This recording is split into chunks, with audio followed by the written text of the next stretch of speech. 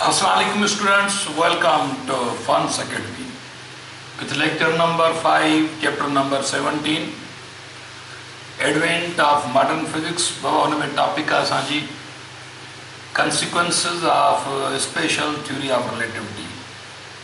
Special Theory of Relativity जेका Einstein ॾिनी, बाबा उन जा नतीजा ॾिसो। क्लासिकल फिजिक्स में मास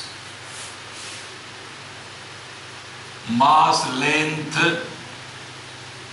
बाबा टाइम, ये टे फिजिकल क्वांटिटीज़ इन्हनि खे एब्सोल्यूट तस्वर कयो वियो, पर ये शयूं वेरी माना ये वेरी थींदियूं। मास फर्ज़ कयो, हाणे मास जेको आहे तव्हां ॼाणो कहिड़ो बि मास आहे कंहिं बि शइ जो, हिकिड़ी बॉडी आहे फॉर एग्ज़ाम्पल हिकिड़ो बाल आहे। हाणे इहो बाल जंहिं फ्रेम में मां वेठो आहियां, मूंसां गॾु इहो बाल आहे, त इहो बाल विथ रेस्पेक्ट मी, मां हिन जे मुक़ाबले में रेस्ट में आहियां या कंहिं ऑर्डिनरी मोशन सां आहियां, ठीकु आहे। पर हाणे हीउ बाल मुंहिंजे आॾो 1 किलोग्राम जो बाल आहे, इहो हिन जो रेस्ट मास आहे, एम नॉट, इहो हिन जो एम नॉट आहे। हाणे इहो मुंहिंजे लाइ एम नॉट आहे, मां ऑब्जर्वर आहियां, मां ऐं ball with respect to each other असां रेस्टिंग कंडीशन में आहियूं, मां रेस्ट में आहियां, मां ऑब्जर्वर आहियां, मां बाल जे विथ रेस्पेक्ट या बाल मुंहिंजे विथ रेस्पेक्ट रेस्ट में आहे, ओके। पर हाणे जेकर बाल हिते ई पियो आहे या हिकिड़ो वरी ॿियो ऑब्जर्वर आहे जेको बिल्कुलु हिन बाल खां वेरी हाई स्पीड सां, ऑर्डिनरी रफ़्तार न, घटि में घटि 1/10 वेलोसिटी ऑफ लाइट हुजे, पोइ इहे नतीजा कैलकुलेट थींदा। हिकिड़ो ॿियो ऑब्जर्वर आहे जेको इंतिहाई हाई स्पीड सां थो वञे पियो, उन खां था पुछूं बाबा मोशन दौरान त हिन बाल जो मास कंहिं तरीक़े सां मयर कर, त उहो ऑब्जर्वर हिन बाल जो मास वरी ॿियो मयर कंदो, उहो इंक्रीज़्ड मास हूंदो। त इहो ज़हन में रखो त कंहिं बि बॉडी जो मास उहो डिपेंड थो करे ऑब्जर्वर जे रिलेटिव मोशन ते, ओके। त पहिरियों जेको नतीजो आहे मास वेरिएशन रिलेशन, मास वेरिएशन बाबा रिलेशन। हाणे मास वेरिएशन रिलेशन में फर्ज़ कयो ही मास आहे, केतिरो बि मास आहे, इहो रेस्ट मास आहे। इन हिकिड़ो ऑब्जर्वर आहे, इहो ऑब्जर्वर इन बाल खे ॾिसे थो, इहो ऑब्जर्वर इहो बाल उन जे ॾाढो रेस्ट में पियो आहे, ऑब्जर्वर उन साॻी ॿई फ्रेम में हिकिड़े में। त हाणे केतिरो बि मेयर थो करे, ऑब्जर्वर जे ॾाढो इहो बाल रेस्ट में आहे, त हिन जो मास एम नॉट सां ज़ाहिर थींदो, ओके। पर हिकिड़ो ॿियो ऑब्जर्वर आहे, फर्ज़ कयो हिकिड़ो ॿियो ऑब्जर्वर आहे जेको इंतिहाई हाई स्पीड सां हिकु रॉकेट में फर्ज़ कयो मूव था कराइनि, हीअ रॉकेट आहे, हिन में हिकिड़ो ऑब्जर्वर इंतिहाई हाई स्पीड सां मूव था कराइनि, ऐं इन खे था पुछूं त हिन बाल जो मास केतिरो आहे, त हीउ जेको मास मेयर कंदो उनखे एम सां ज़ाहिर कंदासीं, ऐं हिन जी जेका स्पीड हूंदी उनखे v सां ज़ाहिर कंदासीं, ओके। त हाणे केतिरी स्पीड सां थो इहो वञे, जेतिरी हाई स्पीड ही ऑब्जर्वर अख्तियार कंदो ओतिरो हिन जो मास लार्जर एंड लार्जर थींदो वेंदो। त हाणे ओवरऑल जेको मास आहे कंहिं बि शइ जो उहा हिकिड़ी वेरिएबल क्वांटिटी आहे, उहो डिपेंड थो करे, यादि रखे छॾियो त रिलेटिव यानी ऑब्जर्वर जे रिलेटिव मोशन ते डिपेंड थो करे। त हाणे हीउ ऑब्जर्वर जेको मास मेयर कंदो उनजो रिलेशन यानी जेको increased mass is equal to rest mass upon 1 minus v² upon c²।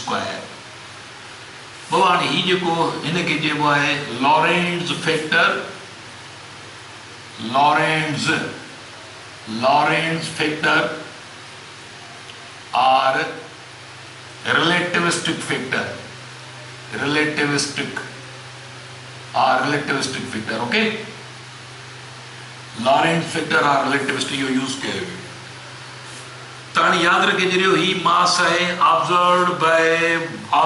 observed by this is mass observed by observer in motion with this velocity. This is velocity, high speed velocity, याद रखे छॾियो। This is velocity of observer with respect to rest mass, velocity of light. This is mass observed by observer at rest. Okay, हिन observer चयो त बाबा 1 kilogram जो बाल आहे,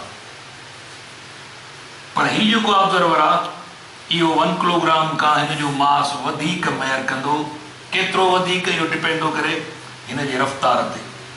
हीअ जेका रफ़्तार आहे त यादि रखे छॾियो त जेको ही मास हूंदो इहो मास जेकॾहिं ही थो मेयर करे त इहो मास m0 जे बराबरि आहे, पर जेकॾहिं ही थो मेयर करे त पोइ ही मास ग्रेटर देन m0 आहे। इहो ज़हन में रखो। ओके, त ही मास वेरिएशन रिलेशन यादि रखे छॾियो। This is mass of same object observed during high speed. This is mass of same object observed by observer at rest. This is velocity of moving observer with respect to rest mass. This is velocity of light. Okay, इहो तव्हांजो मास variation relation आहे। उन खां पोइ second जेका कंसिक्वेंसी यानी जेको ॿियो नतीजो, उहो नतीजो लेंथ कॉन्ट्रैक्शन आहे। त लेंथ कॉन्ट्रैक्शन में फर्ज़ कयो हीअ हिकु रॉड आहे जंहिंजी लेंथ इहा रेस्ट में आहे।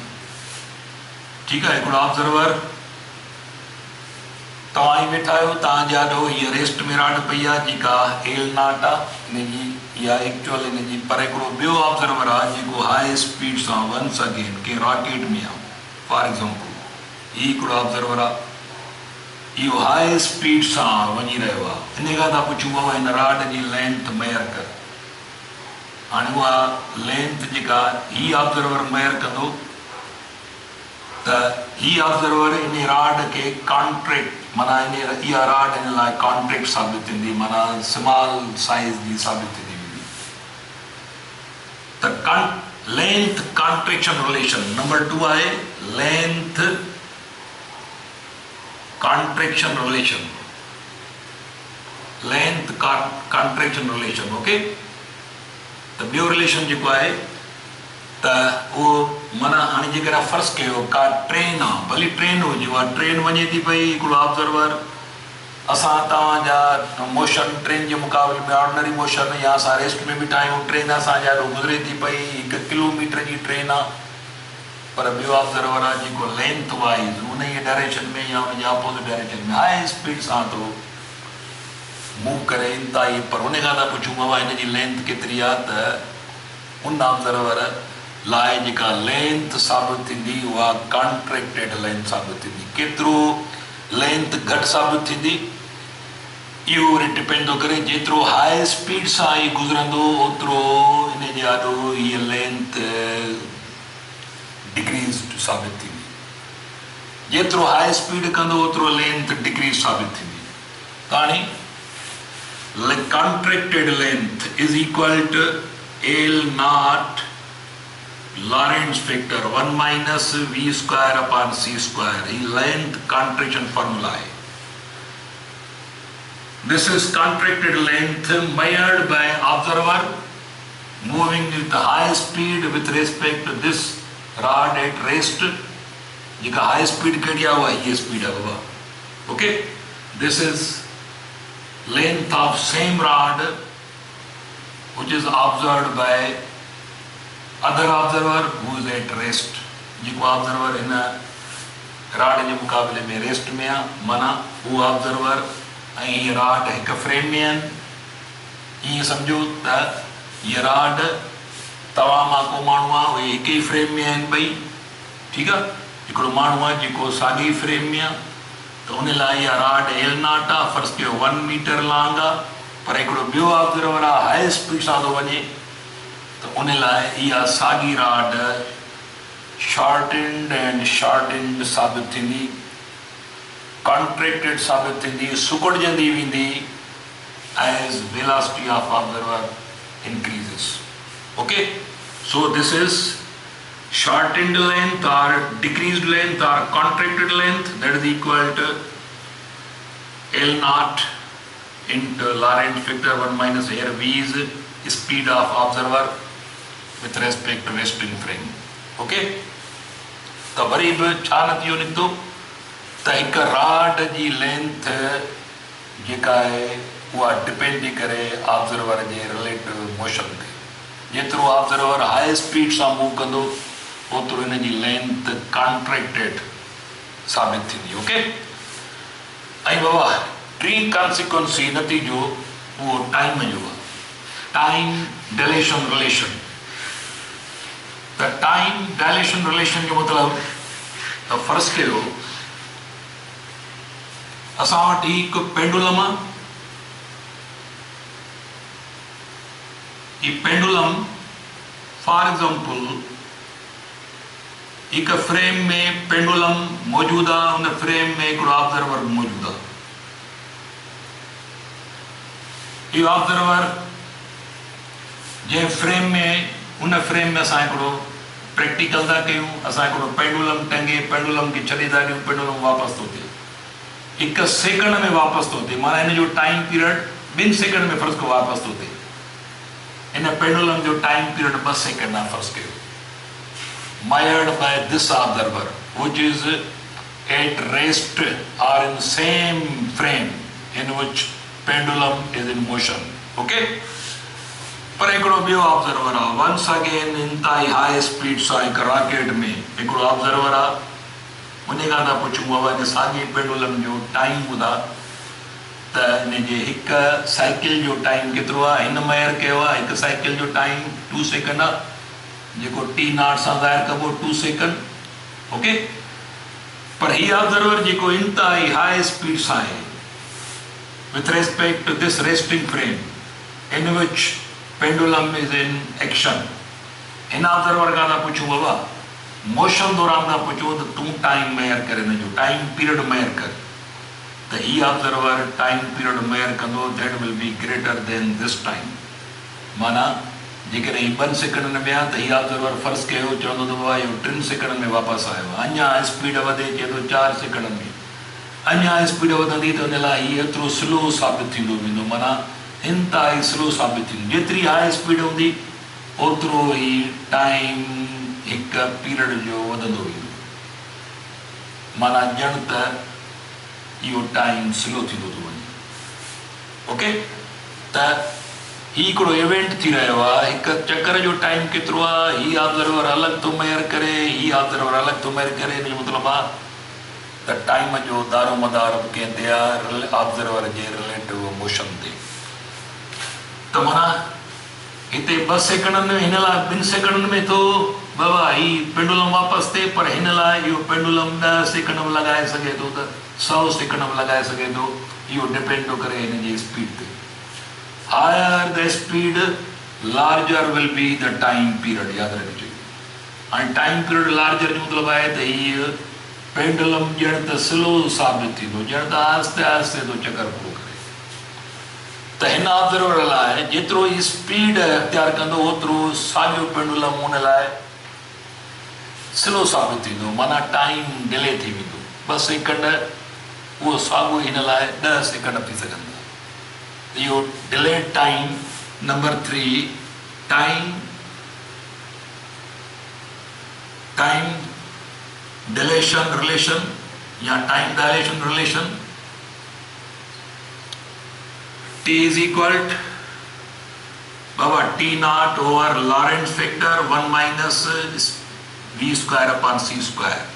This is time, delayed time measured by observer moving with very high speed with respect to pendulum.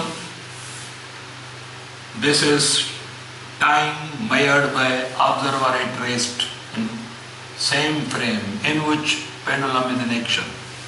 यो T naught जो 2 सेकंड आहे, हाणे हीअ आहे बाबा हिन ऑब्जर्वर जी रफ़्तार वेलोसिटी ऑफ लाइट त ही टाइम डिलेड रिलेशन आहे त टाइम जेको आहे या त जेको डिलेड टाइम आहे जेकॾहिं या त टी नॉट ई हूंदो या वरी टी जेको हमेशह ग्रेटर देन टी नॉट साबित थींदो। ओके, त अहिड़े नमूने सां जेको आहे सो टाइम जो दारोमदार बि कंहिं बि इवेंट जे टाइम जो दारोमदार इहो बि यादि रखे छॾियो त ऑब्ज़र्वर जे रिलेटिव मोशन ते आहे। पर क्लासिकल फिज़िक्स में छा हो, इन्हनि शयुनि ते माना कंहिं क़िस्म जी जेको सो सोच वीचार कान आई। मास लेंथ ऐं टाइम खे एब्सोल्यूट तसवर कयो वियो। पोइ आइंस्टाइन जी जेका थ्योरी ऑफ रिलेटिविटी आहे उन जा नतीजा उन इहो ॿुधायो त बाबा इहे टे शयूं डिपेंड थियूं कनि। जीअं असां पोइ ते गैलीलियन ट्रांसफॉर्मेशन में हिकु बॉडी जी डिस्प्लेसमेंट जो दारोमदार रिलेटिव मोशन ते आहे, तीअं कंहिं बॉडी जे मास जो दारोमदार बि ऑब्ज़र्वर जे रिलेटिव मोशन ते, कंहिं शइ जे लेंथ जो दारोमदार बि ऑब्ज़र्वर जे रिलेटिव मोशन ते, कंहिं इवेंट जे टाइम जो दारोमदार बि ऑब्ज़र्वर जे रिलेटिव मोशन ते आहे। ओके, ऐं उन खां पोइ जेको चौथो नतीजो जेको मशहूरु equation E is equal mc square, E is equal to mc square. त क्लासिकल फिजिक्स में छा हो बाबा त इहो त mass neither be created nor be destroyed, energy neither be created nor be destroyed. पर पोइ आइंस्टाइन चयो त बाबा mass can be created at the cost of energy and energy can be created at the cost of mass. mass जेकॾहिं फना कबो त energy ठहंदी, energy मिलंदी, ऐं जेकॾहिं एनर्जी फना कबी त मास डेवलप थींदो, जंहिंजो सारण लेबॉर्ट्री में ताज़ो ताज़ो एविडेंस हिकिड़ो तजुर्बो कयो वियो। ठीकु आहे, त हूअं बि न्यूक्लियर फिजिक्स में जेका फिशन ऐं फ्यूअन रिएक्शन आहे, फिशन ऐं फ्यूअन रिएक्शन जेको आहे उते बि मास एनर्जी में कन्वर्ट थींदो आहे। अहिड़े नमूने सां एनर्जी मास में कन्वर्ट थींदी आहे। मास डिफेक्ट बि असां पढ़ंदासीं अॻिते, त उते बाबा इहे हिन उसूल मुताबिक़ थी रहियो आहे।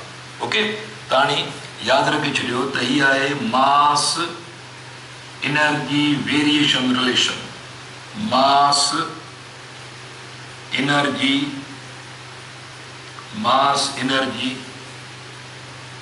Conversion relation, mass energy conversion relation. Okay, तो मास एनर्जी में कन्वर्ट थो थिए, एनर्जी मास में थी कन्वर्ट थिए। त अहिड़े नमूने सां त ही फार्मूला आहे बाबा, यादि रखे छॾियो त ही स्पीड, लाइट जी स्पीड जो स्क्वायर आहे, ही मास आहे, ही एनर्जी आहे।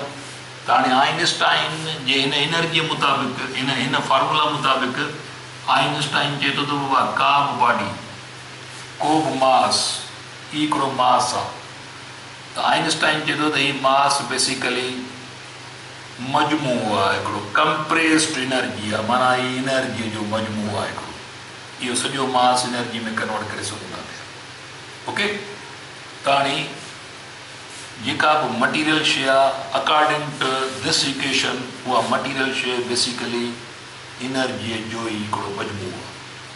ओके, त ही नतीजा तव्हांजा यानी Einstein J theory of relativity जूं कॉन्सिक्वेंसिस हुयूं। त असां वरी ॿिए लेक्चर में वरी इन शइ खे थोरो डिस्कस कंदासीं। तेसिताईं पंहिंजो ख़्यालु कजो। अल्लाह हाफ़िज़।